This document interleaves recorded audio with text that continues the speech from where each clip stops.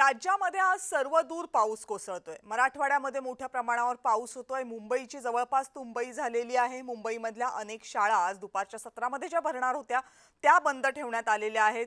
मुंबईच्या रस्त्यांवरून वाहनं मुंगीच्या गतीने अक्षरशः पुढे सरकतायत। रेल्वे गाड्या चालू आहेत, मात्र त्यांचाही वेग प्रचंड मंदावलेला आहे आणि गेल्या 2-3 दिवसात जो काही पाऊस सुरू आहे त्यामुळे वातावरण थंडगार आहे।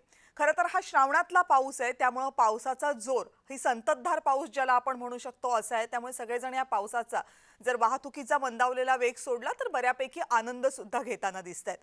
मान्सूनमध्ये पावसाचा असा आनंद घेण्याची संधी फार कमी वेळेला मिळते, पण गेल्या काही दिवसांमध्ये पावसामुळे जे काही घडलंय त्यामुळे हा पाऊस जेव्हा जेव्हा आनंद देतो तेव्हा तेव्हा त्याच्या मागे घडलेल्या काही घटना मात्र विचार करायला लावतात। महाराष्ट्राचा आजचा विचार करायचा झाला तर आपल्या सगळ्यांचे नजर वळते ती नांदेडकडे।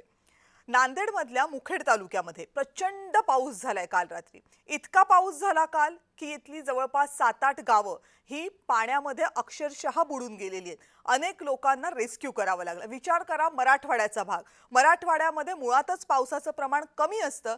अशा भागामध्ये एका जिल्ह्यातल्या एका तालुक्यातल्या काही गावांना इतक्या मोठ्या पावसाचा सामना करावा लागतोय।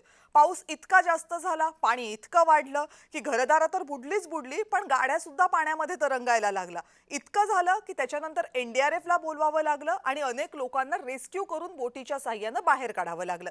मराठवाड्यामध्ये असं दृश्य दुर्मिळ, पण हे दृश्य आणखीन घातक ठरतं, चिंताजनक ठरतं तेव्हा जेव्हा की हे फक्त काही गावांमध्ये 2-3 गावांपुरती मर्यादित असतं आणि याचं कारण असतं ढगफुटी। गेल्या काही दिवसांमध्ये हा शब्द ऐकला नाही असा माणूस तुमच्या आजूबाजूला सापडणार नाही, कारण काश्मीर असू देत, महाराष्ट्र असू देत किंवा मग उत्तराखंड असू देत, कुठे ना कुठेतरी ढगफुटी होते आणि त्याची भयावह दृश्य आपल्या समोर येतात। अगदी काही सेकंदांमध्ये येणारी ही नैसर्गिक आपत्ती लाखोंचं नुकसान करते आणि लाख मुलांचे जीव घेऊन जाते।